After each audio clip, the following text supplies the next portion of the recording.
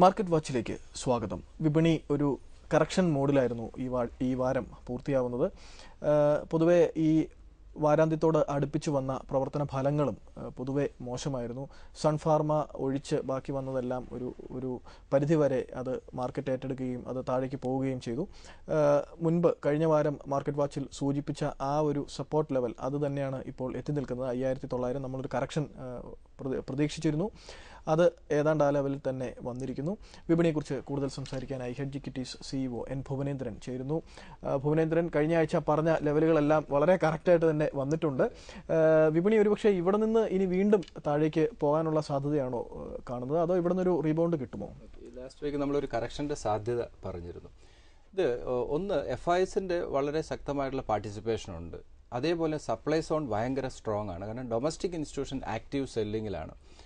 രണ്ടാമത് major trigger ഒന്നും തന്നെയില്ല. മാർക്കറ്റിനെ ഇനി വീണ്ടും ഹയർ ലെവലിലേക്ക് മൂവ് ചെയ്യിക്കാനുള്ള മേജർ ട്രിഗർ ഒന്നും തന്നെയില്ല. FISന്റെ ഫ്ലോ ഒരു ഭാഗത്ത് വരുമ്പോൾ ഈ ആഴ്ചയും 4 ദിവസം കൊണ്ട് 3300 crore FIS ബൈയിങ് ആണ്. അതേസമയത്ത് 3700 crore ഡൊമസ്റ്റിക് ഇൻസ്റ്റിറ്റ്യൂഷൻ സെല്ലിംഗ് ആണ്. ഇപ്പോൾ ജനുവരി ഒക്കെ FISന്റെ ഫിഗർ വളരെ നല്ല ഫിഗറാണ്, ബൈയിങ് ഫിഗറാണ്. അതേസമയത്ത് വളരെ ശക്തമായിട്ടുള്ള സെല്ലിംഗ് ഡൊമസ്റ്റിക് ഇൻസ്റ്റിറ്റ്യൂഷൻ്റെ ഭാഗത്ത് നിന്ന് വരുന്നതാണ് ഈ മാർക്കറ്റിൽ കറക്ഷൻ വരാനുള്ള ഒരു സാഹചര്യം ഉണ്ടായത്.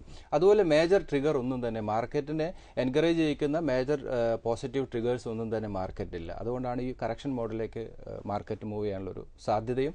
അതാണ് ലാസ്റ്റ് വീക്ക് മാർക്കറ്റ് കറക്റ്റ് ചെയ്യാനുള്ള ഒരു സാധ്യത മാർക്കറ്റ് വാച്ച് പറഞ്ഞിരുന്നത്.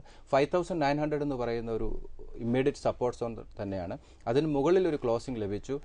ഫ്രൈഡേ ക്ലോസിംഗോടുകൂടി വന്ന ചില നെഗറ്റീവ് ന്യൂസ് ഷാർപ്പായിട്ടുള്ള ഒരു ഫോളിന് കാരണമായി. കാരണം കിങ്ഫിഷറിന് ICICI ബാങ്ക് ലോൺ കൊടുത്തിരുന്നു. ആ ലോൺ ICICI ബാങ്ക് ശ്രീ ഇൻഫ്രയ്ക്ക് കൊടുത്തു. ശ്രീ ഇൻഫ്ര അത് യുണൈറ്റഡ് സ്പിരിറ്റിന്റെ ബാക്കപ്പിലായിരുന്നു ഇത് കൊടുത്തിരുന്നത്. ഈ സ്റ്റേക്ക് സെയിൽ യുണൈറ്റഡ് സ്പിരിറ്റിന്റെ വന്നപ്പോൾ അത് കമ്പനിക്ക് കൈമാറുകയും അത് വീണ്ടും ബാങ്കിങ് അതിൽ കിങ്ഫിഷറിന്റെ തിരിച്ചുവരവിന് സാധ്യത കുറവ് എന്നുള്ളൊരു ന്യൂസും ബാങ്കുകൾ സ്റ്റേറ്റ് ബാങ്ക് ICICI ബാങ്ക് പോലെയുള്ള ബാങ്കുകൾ കൊടുത്ത കടം വീണ്ടും NPA ആയി മാറാനുള്ള സാഹചര്യം, ഇതൊക്കെ വിലയിരുത്തിക്കൊണ്ടായിരുന്നു ഫ്രൈഡേ മാർക്കറ്റിൽ ഒരു ക്ലോസിംഗ് സമയത്ത് വളരെ ഷാർപ്പായിട്ടുള്ള ഒരു സെല്ലിംഗ് ഉണ്ടായി. ഒരവസരത്തിൽ 5900 താഴേക്ക് പോയെങ്കിൽ 5900 മുകളിൽ ക്ലോസിംഗ് ലഭിച്ചു. ടെക്നിക്കലി ഒരു സപ്പോർട്ട് സോണിലാണ് മാർക്കറ്റ് ക്ലോസ് ചെയ്തിരിക്കുന്നത്. ശ്രദ്ധിക്കേണ്ട ഒരു കാര്യം എന്ന് പറയുന്നത് മാർക്കറ്റിൽ ചെറിയൊരു വീക്ക്നെസ് മാർക്കറ്റിൽ ഇപ്പോഴും ഉണ്ട്. 5820 അടുത്ത ഒരു ഇമ്മീഡിയറ്റ് സപ്പോർട്ട് എന്ന് പറയുന്നത് 5820 to 5840 എന്ന് പറയുന്ന ഒരു സെക്കൻഡ് സപ്പോർട്ട് ലെവലാണ്. Then finally last week market watch പറഞ്ഞ് 5700 to 750 എന്ന് പറയുന്ന ലെവലിലേക്ക് വരാം. അപ്പർ സൈഡ് 6030 ആണ് ഇമ്മീഡിയറ്റ് വരാവുന്ന ഒരു റെസിസ്റ്റൻസ്.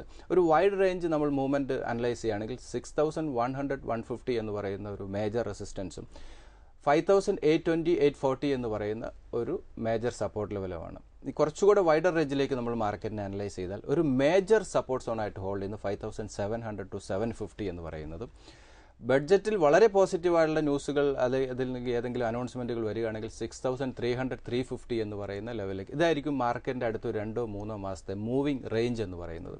ഇവിടെ ഇൻവെസ്റ്റേഴ്സ് ശ്രദ്ധിക്കേണ്ട ഒരു കാര്യം, പല സ്റ്റോക്കിലും വളരെ ഷാർപ്പായിട്ടുള്ള കറക്ഷൻ നേരിട്ടു. ഇപ്പോൾ സ്റ്റേറ്റ് ബാങ്ക് ഓഫ് ഇന്ത്യ എടുത്താൽ 2530 നിന്നും 2280 വന്നു, almost 12% correction. L&T 13% correction. Tata Motors, Tata steel, ACC എല്ലാ സ്റ്റോക്കിലും വളരെ ഷാർപ്പായിട്ടുള്ള കറക്ഷൻ. L&T 1740 1500 ലെവലിലേക്ക് വന്നു, 13-14% കറക്ഷൻ. അപ്പോൾ എല്ലാ സ്റ്റോക്കിലും ഓൾമോസ്റ്റ് 13-14% കറക്ഷൻ ഈ ഷോർട്ട് പീരീഡിൽ നേരിട്ടു. ഫർദർ നമ്മൾക്കൊരു 5 to 6% കറക്ഷൻ മാക്സിമം പ്രതീക്ഷിക്കും. ഇപ്പോൾ റിലയൻസ് എടുക്കാം, 955 നിന്നും 860 നമ്മളൊരു മേജർ സപ്പോർട്ട് സോൺ ആണെന്ന് പറഞ്ഞു. 863 ക്ലോസിംഗ്. റിലയൻസ് ഒരു ബൈയിങ് ലെവലിലാണ് ഇപ്പോൾ നിൽക്കുന്നത്. അപ്പോൾ 5820 അല്ലെങ്കിൽ 5700 750 എന്ന് പറയുന്നത് വാല്യുവേഷൻ ചീപ്പർ വാല്യുവേഷനിലേക്ക് വരും. അതിന്റെ റീസൺ എന്ന് പറയുന്നത് ഇപ്പോഴത്തെ തേർഡ് ക്വാർട്ടർ റിസൾട്ട്, ഗവൺമെന്റ് എഫക്റ്റീവായിട്ട് എടുക്കുന്ന ഫോറിൻ ഫണ്ട് അട്രാക്ട് ചെയ്യാൻ എടുക്കുന്ന റിഫോംസ്, അതുപോലെ തന്നെ ഓവറോൾ ഇൻഫ്ലേഷൻ ഒരേ രീതിയിൽ കണ്ടിന്യൂ ചെയ്യുന്നു. ഇതൊക്കെ അനലൈസ് ചെയ്യുമ്പോൾ 5750 അല്ലെങ്കിൽ 820 എന്ന് പറയുന്ന ഒരു വാല്യുവേഷൻ വളരെ ചീപ്പർ വാല്യുവേഷനിലേക്ക് വരും. ഇപ്പോഴത്തെ രീതിയിൽ മാർക്കറ്റ് ഒരു ഫെയർ വാല്യൂവിലാണ്. 5900 എന്ന് പറയുന്നത് ഒരു ഫെയർ വാല്യൂവിലാണ് ട്രേഡിംഗ് നടക്കുന്നത്. അതുകൊണ്ട് നല്ലൊരു കറക്ഷൻ നേരിട്ടു. ഇൻവെസ്റ്റേഴ്സ് തിരഞ്ഞെടുത്ത നല്ല സ്റ്റോക്കുകളിൽ എഗെയിൻ വളരെ ശക്തമായി ഇൻവെസ്റ്റ്മെന്റ് നടത്തേണ്ട സാഹചര്യമാണ് വരാൻ പോകുന്നത്. ഈ ഓപ്പർച്യൂണിറ്റി മിസ്സാകരുത്. പലപ്പോഴും ആളുകൾ മാർക്കറ്റ് വീണ്ടും ഹയർ ലെവലിലേക്ക് മൂവ് ചെയ്യുമ്പോഴാണ് വരുന്നത്. ഇതാണ് ഇൻവെസ്റ്റ്മെന്റ് ഓപ്പർച്യൂണിറ്റി. അതുപോലെ മാർക്കറ്റിൽ ചെറിയ വീക്ക്നെസ് ഉണ്ട്. ഈ വീക്ക്നെസ് ആണ് സ്റ്റോക്കിൽ ഇൻവെസ്റ്റ് ചെയ്യാനുള്ള അവസരമായിട്ട് പരിഗണിക്കേണ്ടത്. ഇപ്പൊ എല്ലാ സ്റ്റോക്കിലും വളരെ വളരെ ഇപ്പോൾ മിഡ് ക്യാപ്പ് ഒക്കെ എടുക്കുകയാണെങ്കിൽ അതിൽ പല പല ഇഷ്യൂസ് ഉണ്ട്. ഈ സ്റ്റോക്ക് സ്പെസിഫിക് ആയിട്ടുള്ള പല മൂവ്മെന്റും മാനേജ്മെന്റ് ലെവലിലുള്ള ഇഷ്യൂസ് ഒക്കെ നമ്മൾ ഒപ്റ്റോ സർക്യൂട്ടും അതുപോലെ JPയിലൊക്കെ നമ്മൾ QIP സക്സസ് ആയില്ല, അതിന്റെ വാല്യുവേഷൻ കുറഞ്ഞു, അതൊക്കെ സ്റ്റോക്ക് താഴെ പോയി. പക്ഷേ JP അസോസിയേറ്റ്സ് ഒക്കെ അടുത്ത 68-70 എന്ന് പറയുന്ന ലെവലൊക്കെ തന്നെ ലോങ് ടൈം പോയിന്റ് ഓഫ് വ്യൂവിൽ ഒരു ഇൻവെസ്റ്റ്മെന്റിനുള്ള അവസരം തന്നെയാണ്. അപ്പോൾ ഈ നെഗറ്റീവ് ന്യൂസസ് ഒക്കെ തന്നെ ഡിസ്കൗണ്ട് ചെയ്തിട്ടാണ് മാർക്കറ്റ് ഇപ്പോൾ മൂവ് ചെയ്യുന്നത്. അങ്ങനെ പറയുമ്പോഴും നമുക്കറിയാം ഈ GDP നമ്മൾ മുൻപ് നിശ്ചയിച്ചിരുന്ന ആ ഒരു 5.6 അല്ലെങ്കിൽ 5.4 ലെവലിൽ നിന്നും 5% താഴ്ത്തി സെൻട്രൽ സ്റ്റാറ്റിസ്റ്റിക്കൽ ഓർഗനൈസേഷൻ മാറ്റി നിശ്ചയിച്ചു. ഒപ്പം കോട്ടക് മഹീന്ദ്ര പോലെ വളരെ ശക്തമായ റിസർച്ച് ഫേമാണ് കോട്ടക് മഹീന്ദ്രയ്ക്കുള്ളത്, നമുക്കറിയാവുന്ന കാര്യമാണ്. ഈ കോട്ടക് മഹീന്ദ്ര ഇപ്പോൾ 5.1% GDP മാറ്റി നിശ്ചയിച്ചു. ഇവരെല്ലാം GDPയുടെ ആ ഒരു ഗൈഡൻസ് അത് ലോവർ ചെയ്യുകയാണ്. ഒന്നത്. രണ്ടാമത്തെ ഒരു കാര്യം, ഫെബ്രുവരി 14 അല്ലെങ്കിൽ ബജറ്റിന് മുൻപ് വരാനിരിക്കുന്ന ഒരു മേജർ ഇവന്റ് മാർക്കറ്റിനെ സംബന്ധിച്ച്, പ്രത്യേകിച്ചും രാജ്യത്തെ ഏറ്റവും വലിയ ബാങ്കായ SBIയുടെ റിസൾട്ടാണ്. ഫെബ്രുവരി 14 ആ റിസൾട്ട് വരുന്നത്.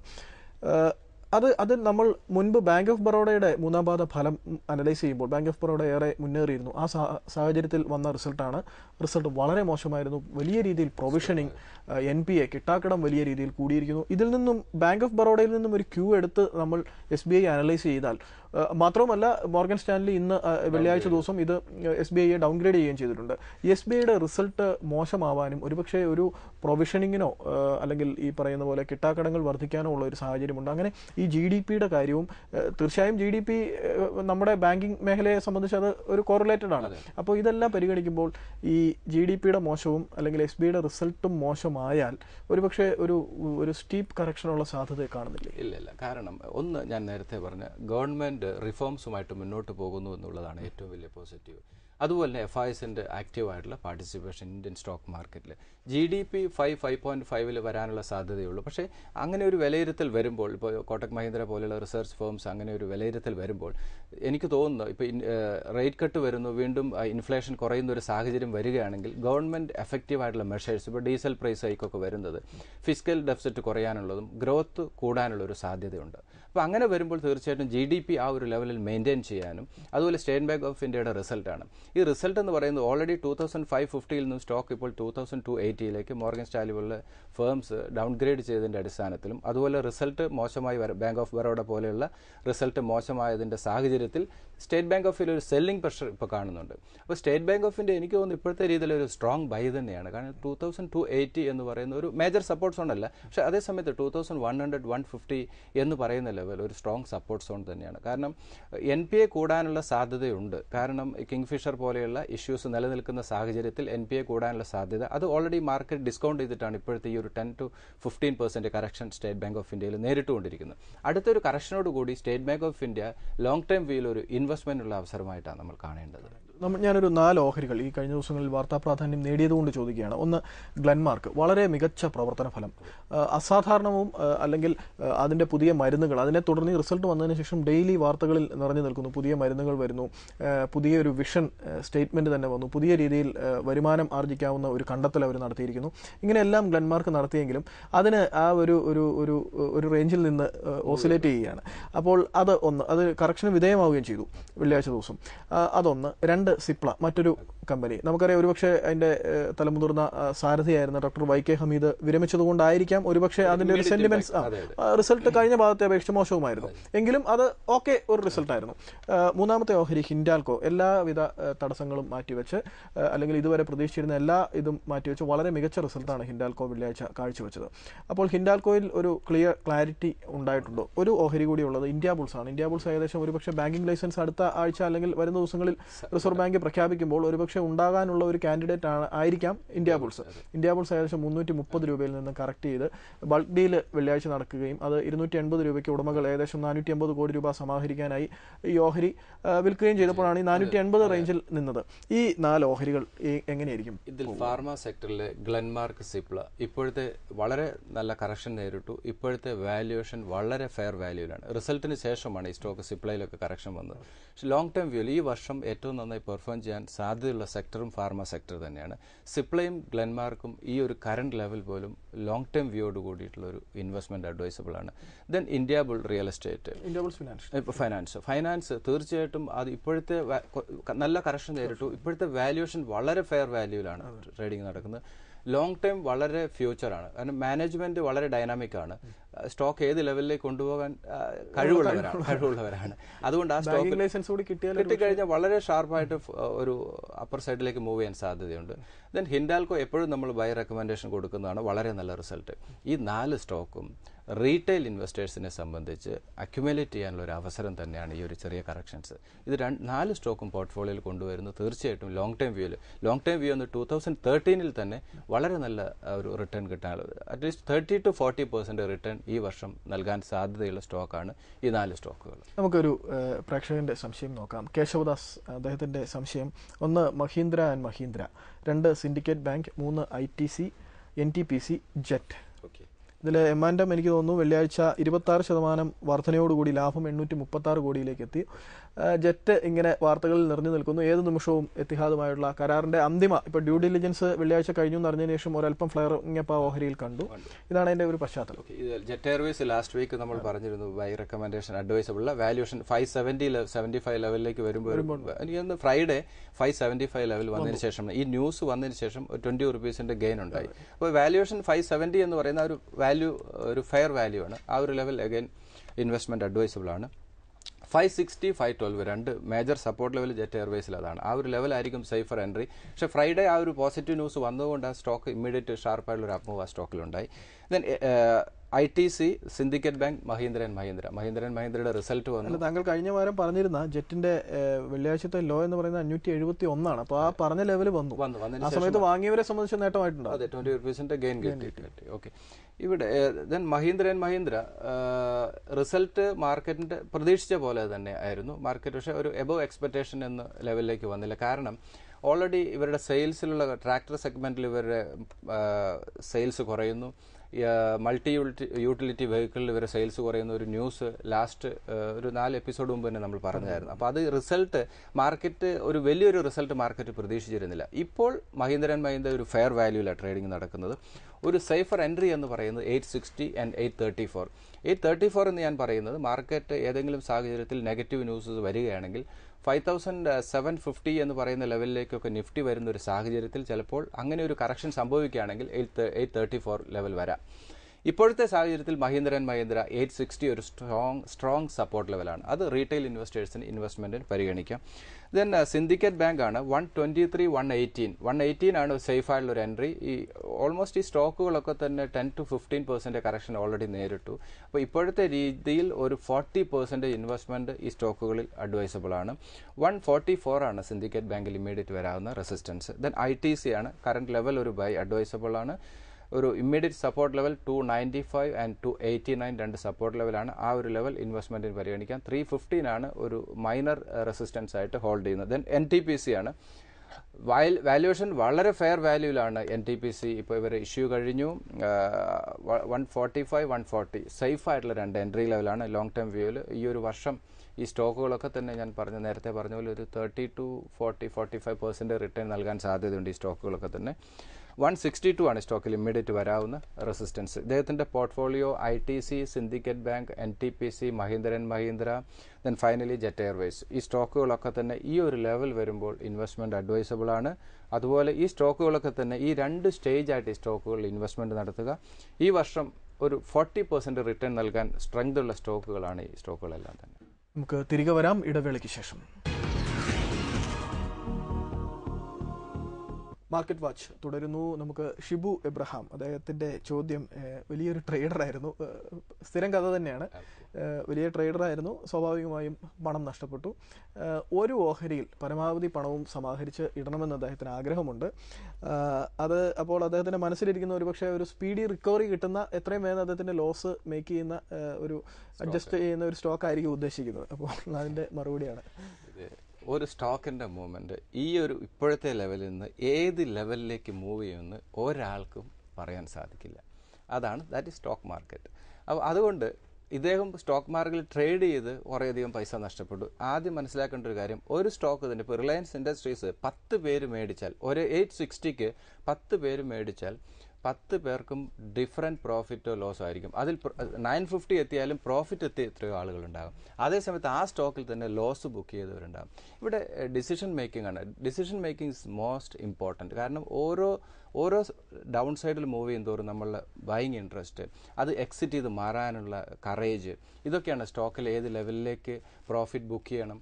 ഇപ്പോൾ 860 നമ്മൾ ബൈയിങ് നടത്തി, ചില സമയത്ത് ചില നെഗറ്റീവ് ന്യൂസ് വരികയാണെങ്കിൽ ചില 840 820 പോകാം. ആ സമയത്ത് ആ സ്റ്റോക്ക് ഹോൾഡ് ചെയ്യാനും വീണ്ടും ആവറേജ് ചെയ്യാനുള്ള കറേജ്, ഇതൊക്കെയാണ് സ്റ്റോക്ക് മാർക്കറ്റിൽ റിട്ടേൺ എന്ന് പറയുന്നത്. പേഷ്യൻസ് കൊണ്ടാണ് നമുക്ക് പലപ്പോഴും. അല്ലാതെ ഒരു സിംഗിൾ സ്റ്റോക്ക് ഇവിടുന്ന് ഏത് ലെവലിലേക്ക് പോകും അങ്ങനെ ഒരു സ്റ്റോക്ക് ഇല്ല. കാരണം ആ decision investment stage by stage ആയിട്ടുള്ള ഇൻവെസ്റ്റ്മെൻറ്റ് നടത്തുക, ബാലൻസ് ഫണ്ട് ഇൻവെസ്റ്റ് ചെയ്യുക, ആ ഒരു സ്ട്രാറ്റജിയാണ് നല്ലത്. അപ്പോൾ ഒരിക്കലും ഒരു ടിപ്പ് നമുക്ക് കൊടുക്കാൻ പറ്റില്ല ഈ സ്റ്റോക്ക് ഈ ലെവലിലേക്ക് മൂവ് ചെയ്യുന്നു ഒരിക്കലും പറയാൻ പറ്റില്ല. കാരണം ഈ കമ്പനിയെ നിശ്ചയിക്കുന്ന കമ്പനിയുടെ ഫ്യൂച്ചർ സെയിൽസ്, മാനേജ്മെന്റ് സ്കില്ല്, ഇതൊക്കെയാണ് ഏത് ലെവലിലേക്ക് സ്റ്റോക്ക് പോകുമെന്ന് തീരുമാനിക്കുന്നത്. അതുപോലെ പൊളിറ്റിക്കൽ ആയിട്ടുള്ള ന്യൂസുകൾ, ഇക്കണോമിക് ന്യൂസുകളൊക്കെ ഇതിനെ എഫക്ട് ചെയ്യാം. എനിക്ക് തോന്നുന്നു അദ്ദേഹം പേഷ്യൻസോടുകൂടി നമ്മൾ നേരത്തെ പറഞ്ഞ റിലയൻസും അതുപോലെ സ്റ്റേറ്റ് ബാങ്ക് ഓഫ് ഇന്ത്യ പോലെയുള്ള സ്റ്റോക്കുകളിൽ 2-3 സ്റ്റേജ് ആയിട്ടുള്ള ഇൻവെസ്റ്റ്മെന്റ്, ഇപ്പോൾ സ്പെക്കുലേറ്റ് ചെയ്ത് പൈസ പോയി എന്ന് വിചാരിച്ച് വീണ്ടും സ്പെക്കുലേഷനിലേക്ക് പോയി കഴിഞ്ഞാൽ വീണ്ടും പൈസ പോകാനുള്ള ഒരു സാഹചര്യം ഉണ്ടാകും. അതുകൊണ്ട് നല്ല സ്റ്റോക്കുകൾ തിരഞ്ഞെടുത്ത് ഒരു ഇൻവെസ്റ്ററായിട്ട് മാറുക എന്നുള്ളതാണ് ഇതിനകത്ത് പറയാൻ കൊടുക്കുന്ന ഒരു ടിപ്പ് എന്ന് പറയുന്നത്. ഇദ്ദേഹം ഒരു ഇൻവെസ്റ്ററായിട്ട് മാറുക. ഈ state bank, Reliance, L&T, ACC പോലെയുള്ള സ്റ്റോക്കുകൾ സ്റ്റേജ് ബൈ സ്റ്റേജ് ആയിട്ട് ഒരു ഇൻവെസ്റ്റ്മെന്റ് നടത്തുക എന്നുള്ളതാണ്. കാരണം ഒരേ സ്റ്റോക്കിൽ ഒരു 10 പേരുടെ ഇൻവെസ്റ്റ്മെന്റ് എടുക്കുകയാണെങ്കിൽ ഡിഫറൻറ്റ് പ്രോഫിറ്റും ലോസും ആയിരിക്കും അവർക്ക് വരുന്നത്. അതുകൊണ്ട് ഒരിക്കലും ഒരു ടിപ്പ് നമുക്ക് കൊടുക്കാൻ പറ്റില്ല.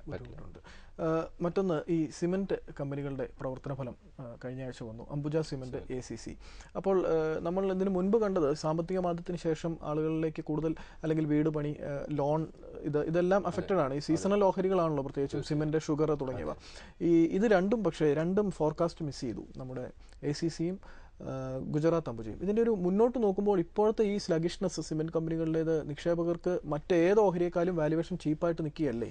ചീപ്പ് ഇതിപ്പോൾ ഈ ഒരു കറക്ഷൻ, ഇപ്പോൾ ACCയിലൊക്കെ വന്ന കറക്ഷൻ, ഈ ഡീസൽ പ്രൈസിലേക്ക് ബൾക്ക് ബയേഴ്സിന് റേറ്റ് മാറ്റി ഇപ്പോൾ KSRTC ഒക്കെ എഫക്ട് ചെയ്യുന്നത് ഈ ഡീസൽ, ഈ ACC പോലെയുള്ള കമ്പനികളെ സംബന്ധിച്ച് അവരുടെ റണ്ണിങ് കോസ്റ്റ് ഭയങ്കരമായിട്ട് കൂടി. 1550 നിന്നും ഇപ്പോൾ 1300 ലെവലിലേക്ക് ACC വരാനുള്ളൊരു സാഹചര്യം ഉണ്ടായത് അതായിരുന്നു. ഇത് ഇവരുടെ പ്രോഫിറ്റബിലിറ്റി ബാധിക്കാനുള്ള സാധ്യത. ഇപ്പോൾ ഈ അംബുജ സിമെന്റും ACCയും വളരെ ഫെയർ വാല്യൂവിലാണ് ട്രേഡിംഗ് നടക്കുന്നത്. അതുകൊണ്ട് ഈ രണ്ട് സ്റ്റോക്കും ഇൻവെസ്റ്റ്മെന്റ് അഡ്വൈസബിൾ ആണ്. ആ ഗവൺമെന്റ് എടുത്ത ഡിസിഷൻ ആയിരുന്നു ഈ സ്റ്റോക്കിന്റെ പ്രോഫിറ്റബിലിറ്റി ബാധിക്കുമെന്നുള്ള ഒരു ന്യൂസ്. അതാണ് സ്റ്റോക്കിൽ കറക്ഷൻ വരാനുള്ളൊരു സാധ്യതയുണ്ടായത്. പക്ഷേ ഇപ്പോഴത്തെ വാല്യുവേഷൻ 1300 എന്ന് പറയുന്ന ലെവൽ, അതുപോലെ 190 എന്ന് പറയുന്ന അംബുജ സിമെന്റ് ലെവൽ റീറ്റെയിൽ ഇൻവെസ്റ്റേഴ്സിന് ഒരു ഇൻവെസ്റ്റ്മെന്റിൽ അവസരമാണ്. ഞാൻ നേരത്തെ പറഞ്ഞ ഒരു 30-40% റിട്ടേൺ ഈ രണ്ട് സ്റ്റോക്കും നൽകാനുള്ള സാധ്യതയുണ്ട്. 2 സ്റ്റേജ് ആയിട്ട് ഈ സ്റ്റോക്കുകളിൽ ഇൻവെസ്റ്റ്മെന്റ് നടത്തുക. നമുക്ക് അടുത്ത ആഴ്ചത്തെ ഒരു ഔട്ട്ലുക്ക് എങ്ങനെയായിരിക്കും?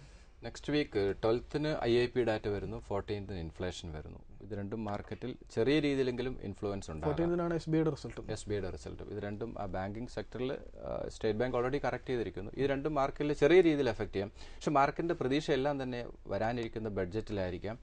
മൂവ്മെന്റ് വളരെ നാരോ റേഞ്ചിലായിരിക്കും. ശ്രദ്ധിക്കേണ്ട ലെവൽ എന്ന് പറയുന്നത് 5900 അഗൈൻ ഒരു ബ്രേക്ക് ചെയ്ത് ട്രേഡ് സ്റ്റെബിലൈസ് ചെയ്യുന്ന ഒരു അവസ്ഥ വരികയാണെങ്കിൽ 5820 840 എന്ന് പറയുന്ന ലെവലിലേക്ക് മാർക്കറ്റ് മൂവ് ചെയ്യാം. പക്ഷേ ഈ ഒരു ലെവൽ പോലും 5900 എന്ന് പറയുന്ന ലെവൽ ഒരു ഇൻവെസ്റ്റ്മെന്റ് ഓപ്പർച്യൂണിറ്റിയാണ്. ചെറിയ വീക്ക്നെസ് മാർക്കറ്റിലുണ്ട്. ശ്രദ്ധിക്കേണ്ട അപ്പർ സൈഡ് എന്ന് പറയുന്നത് 6030 ആണ്. ഈ 30 ലെവൽ ബ്രേക്ക് ചെയ്ത് സ്റ്റെബിലൈസ് ചെയ്തെങ്കിൽ മാത്രമേ ഫർദർ മൂവിംഗ് വരാനുള്ള സാധ്യതയുള്ളൂ. 6030 ബ്രേക്ക് ചെയ്യണമെങ്കിൽ മാർക്കറ്റിൽ ഏതെങ്കിലും പോസിറ്റീവ് ട്രിഗേഴ്സ് ആവശ്യമാണ്. ഇപ്പോഴത്തെ സാഹചര്യത്തിൽ അതിനുള്ള സാധ്യതയില്ല. IIP ഡാറ്റയും ഇൻഫ്ലേഷനും ബെറ്റർ ആവുകയാണെങ്കിൽ തീർച്ചയായിട്ടും 6030 എന്ന് പറയുന്ന ലെവൽ ബ്രേക്ക് ചെയ്യാം. ഇതാണ് നെക്സ്റ്റ് വീക്ക് വരാവുന്ന മേജർ 2 ട്രിഗർ എന്ന് പറയുന്നത്.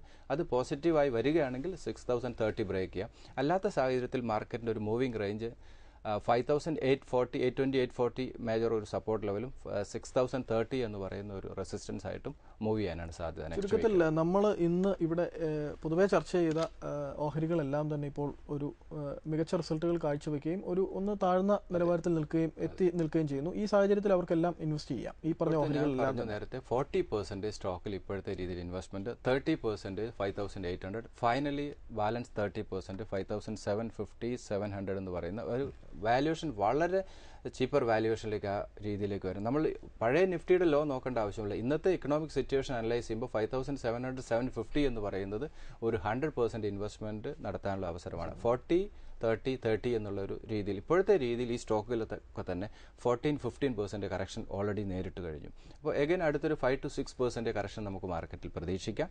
അപ്പോൾ അടുത്ത 40-30 എന്നുള്ള റേഷ്യോയിൽ ഒരു ഇൻവെസ്റ്റ്മെന്റ് ആയിരിക്കും ലോങ് ടൈം വ്യൂവിൽ. 2013 തീർച്ചയായിട്ടും ഇൻവെസ്റ്റേഴ്സിന് നല്ല റിട്ടേൺ നൽകാൻ സാധ്യതയുണ്ട്. നന്ദി ഭുവനേന്ദ്രൻ. ഇന്ന് ഇവിടെ ചർച്ച ചെയ്ത എല്ലാ ഓഹരികളും പൊതുവെ വളരെ മികച്ചവ തന്നെയായിരുന്നു. പ്രത്യേകിച്ചും റിസൾട്ട് വന്നതിന് ശേഷവും ഉയരാതെ നിൽക്കുന്ന ഗ്ലെൻമാർക്ക് ഫാർമ അതൊരൽപ്പം കറക്റ്റ് ചെയ്യുകയും ചെയ്തു. ക്ലീൻ ബാലൻസ് ഷീറ്റുള്ള കമ്പനിയാണ്. മറ്റൊന്ന് സിപ്ല വളരെ മികച്ച കമ്പനിയാണ് ഫാർമ മേഖലയിൽ നിന്ന് ഈ രണ്ട് കമ്പനികൾ. ഒപ്പം തന്നെ സിമെന്റ് മേഖലയിൽ നിന്നും Gujarat Ambuja, associated cement company എന്ന ACC, മറ്റൊന്ന് ഹിൻഡാൽകോ എപ്പോഴും എവർഗ്രീനായി നിൽക്കുന്ന ഓഹരി വളരെ മികച്ച പ്രവർത്തന ഫലം കാഴ്ചവെച്ചു. ഇത്തരം കമ്പനികളിൽ അതിലെല്ലാം ഓരോ ഇടിവുകളും അവസരമാക്കാം. വീണ്ടും ആവർത്തിക്കുന്നു, ഇത്തരം കമ്പനികളിൽ അല്ലെങ്കിൽ വളരെ ക്ലീൻ ആയിട്ടുള്ള നമുക്കറിയാം പാരമ്പര്യമുള്ള മികച്ച ബാലൻസ് ഷീറ്റുള്ള കടം കുറവുള്ള ഇത്തരം കമ്പനികൾ ഇപ്പോൾ നമ്മൾ ഡിസ്കസ് ചെയ്ത പ്രത്യേകിച്ചും ഗ്ലെൻമാർക്ക് പോലെയുള്ള വളരെ ശക്തമായ L&T ഇത്തരം കമ്പനികളെല്ലാം ഇപ്പോൾ താഴെ വന്നിട്ടുണ്ട്. ഇത്തരം ഓഹരികളിൽ ക്രമേണ നിക്ഷേപം തുടരാവുന്നതാണ്. നന്ദി, നമസ്കാരം. അടുത്ത ആഴ്ച കാണാം.